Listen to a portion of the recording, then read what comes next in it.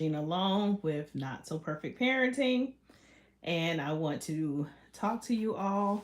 I said that I will be going live every day, and I am sticking to that until I hear don't go live. Um, for the rest of the year, I'm going to try to make sure that I go live. So come on in. Come on in. Today's topic is slow cooking with patience. We're pretty much going to talk about why patience is definitely necessary as a parent and as a guardian.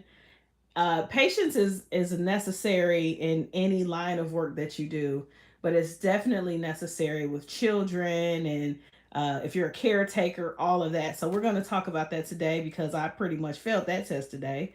But I'm going to tell you why you need to have patience and how great it is because the scripture, James 1 and 4, it talks about the patience when you have it, what it'll do. But I want to talk about a story real quick, if I can.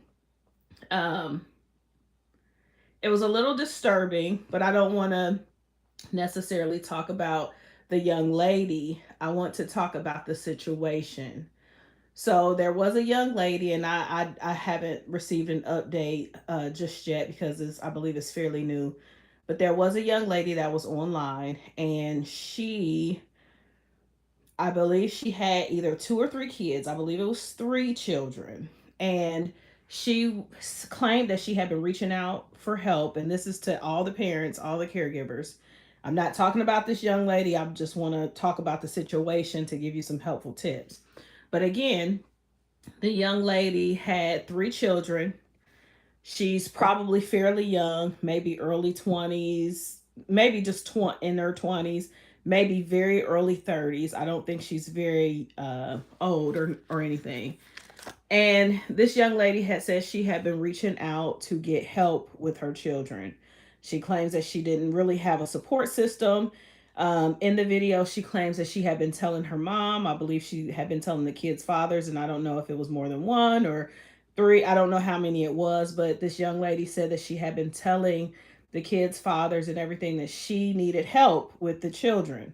And so the young lady apparently made a live or something and was on the video leading her children to water, a pool. So she led the children to the pool, and as she was leading them to the pool, she was telling them, I love you, children, but I don't have no help. I'm frustrated. And so people are like, what are you doing with these kids? Well, come to find out, allegedly, she was trying to drown the children. She was drowning them because she said that God knows that she's overwhelmed and she had been asking for help. She had been pleading for help. And hey, how are you? It's good to see you. Thank you. Love you too. She said that she had been asking for help with these children. Nobody would help her with the kids. And so she took the kids to the pool and drowned them. The reason why the kids, I believe that all three of the greetings from Russia. Hey, how are you? Thank you for joining. My day was a little much, but I'm on here to encourage you all, and I'm on here to encourage myself. And we're gonna talk about patience because I failed my patience today. It was not good, and so I had to go back into my scriptures and I had to go back into my wheelhouse because I'm. We'll talk about it. So anyway, going back to the story, the young lady, because she was on the live allegedly trying to drown her children, um, one of the family members, I believe, reached out or something happened, and maybe a bystander rushed to the pool and like saved the children. So the children are doing well, probably shooken up, of course, because they sound little. One of the babies in the video was like really crying, and you could hear the panic in the baby's voice because the baby was uncertain.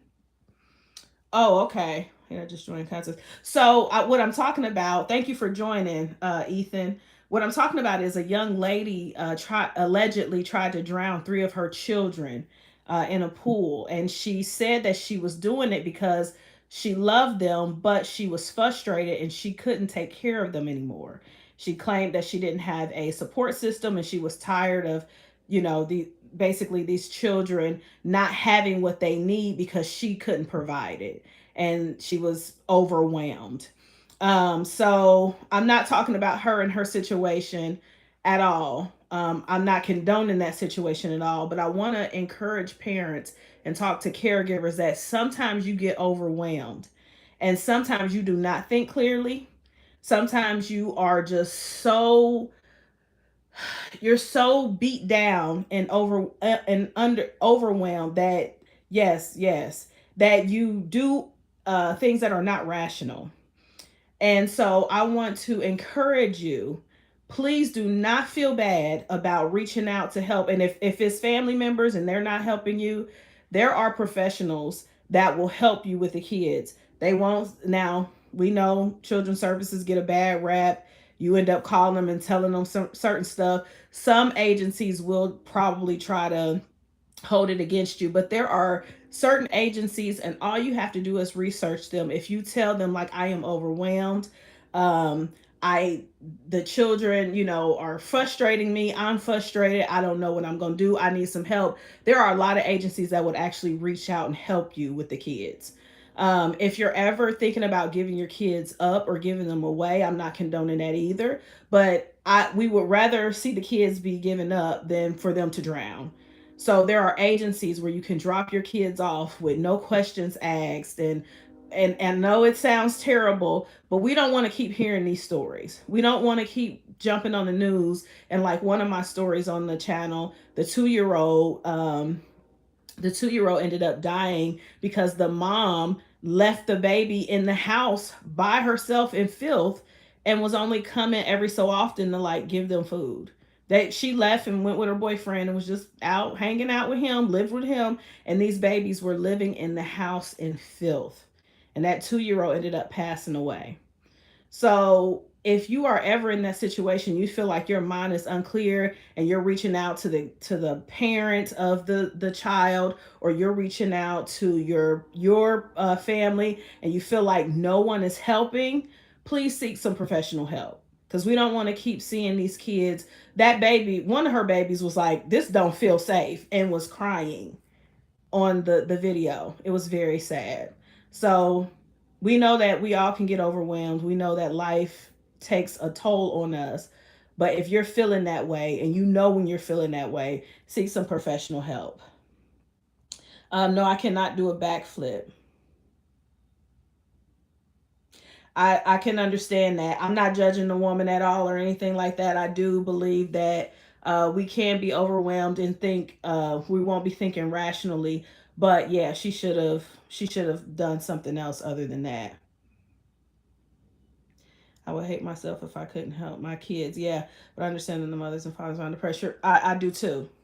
Yeah, I absolutely agree. So, with that, I wanted to just encourage parents. It can get overwhelming. We're all frustrated. Life is hitting us like a ton of bricks. I mean, it's hitting hard. Everything seems to be just going crazy. And then the world is crazy. People are being unalive for just stupid stuff. It's all this fighting and just chaos. So, that's why this scripture today, James 1 and 4, it says, "But let patience have her perfect work, that ye may be perfect and complete, wanting nothing." So I wish I would have read this scripture earlier today when I became very impatient.